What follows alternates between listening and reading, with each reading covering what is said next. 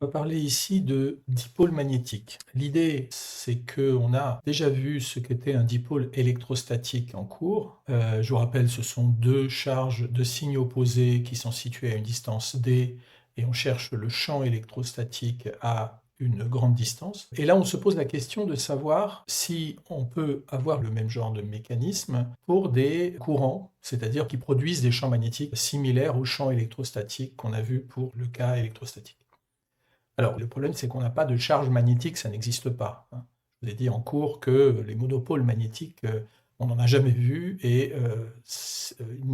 n'existent pas, sauf dans des théories très particulières. L'image la plus proche qu'on puisse donner, c'est typiquement que, de la même manière qu'on a deux charges de signes opposés, on peut imaginer des éléments de courant infinitésimaux. Un élément de courant infinitésimal, c'est par exemple ici un petit élément dl de fil parcouru par un courant, imaginons que le fil se continue ici, parcouru par un courant I. Donc on pourrait très bien imaginer qu'on a un petit élément de fil IDL qui crée en un certain point ici un champ B, et on pourrait imaginer un autre courant, un autre élément de courant que je vais noter comme ça,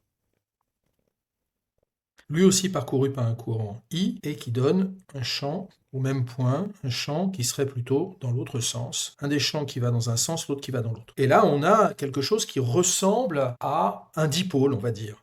Il y a deux éléments de courant qui vont en sens inverse et qui produisent des champs qui ne vont pas dans le même sens. Le problème là-dedans, c'est que vous avez le reste du fil dont il faut bien tenir compte. Donc l'une des idées, c'est de construire un ensemble d'éléments de courant qui sont opposés 2 à 2, imaginons que c'est comme ça, je schématise évidemment. Et là, vous voyez apparaître ce qu'on appelle une spire.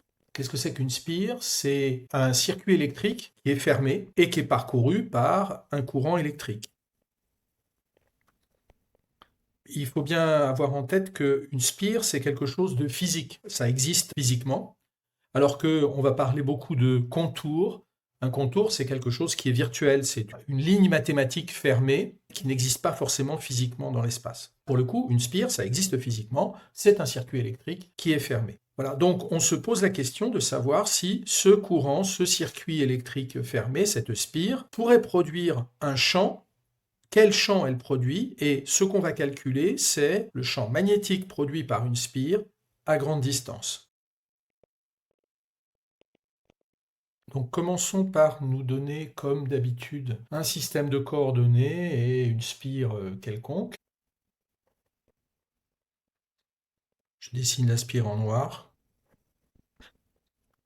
La spire est dans le plan XY, enfin je supposais qu'elle est dans le plan XY, et je voudrais avoir le champ en un point qui se trouve loin de la spire. Mais pour nous, on va le mettre pas trop loin pour qu'on puisse bien voir quels sont les différents éléments de notre problème. Donc imaginons un petit élément de spire dl, la spire étant parcourue par un courant I. Ce petit élément de contour dl va créer au point M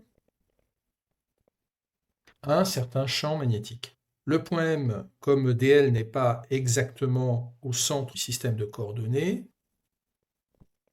le vecteur OM, que je vais appeler R, représente donc le vecteur position du point M.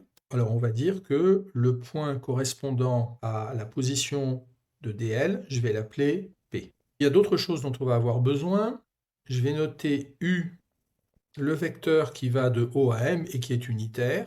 Je vais avoir besoin aussi d'un autre vecteur que je vais appeler N, qui est le vecteur normal à la spire, au plan de la spire. Et je vais avoir besoin aussi d'un vecteur que je vais appeler ρ ici. Le vecteur ρ, c'est simplement le vecteur OP. Il y a encore un dernier vecteur dont je n'ai pas noté, c'est le vecteur R', qui va de P à M. Donc le vecteur PM, je l'appelle R', le vecteur OP, je l'appelle ρ, et le vecteur OM, je l'appelle R. Vous voyez, ce que je fais, c'est simplement faire en sorte d'avoir tous les éléments vectoriels dont je vais pouvoir avoir besoin pour travailler un petit peu plus loin. J'ai oublié un élément relativement important, c'est l'angle θ, qui est l'angle entre la direction OM et l'axe Z. Voilà, je pense que j'ai à peu près tout. Ouais. Donc je vous rappelle, le champ magnétique infinitésimal créé par le petit élément dl de fil ici, je vais l'appeler dB, c'est d'après la loi de Biot et Savart, mu0 sur 4pi,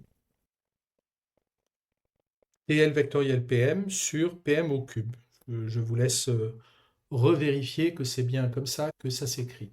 Donc je peux l'écrire aussi, évidemment, dl vectoriel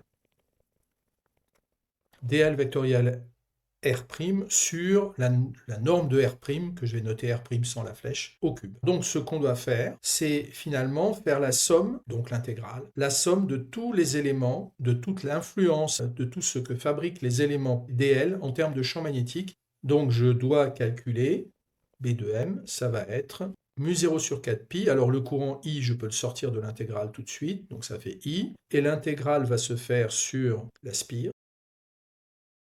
R' sur R' au cube. Bon, ça n'est pas quelque chose de très simple à calculer, hein, tout dépend de la forme de la spire, il y a beaucoup de choses qui vont intervenir, mais vous allez voir que si on simplifie les choses, c'est-à-dire si on éloigne M et qu'on suppose que typiquement la longueur R ou la longueur R', elles sont presque identiques, sont très grandes devant la taille caractéristique de la spire, c'est-à-dire finalement la longueur du vecteur ρ, la longueur moyenne du vecteur ρ, eh bien, à ce moment-là, on va avoir un résultat qui n'est pas aussi compliqué et qui est en fait, vous allez voir, quelque chose de très général.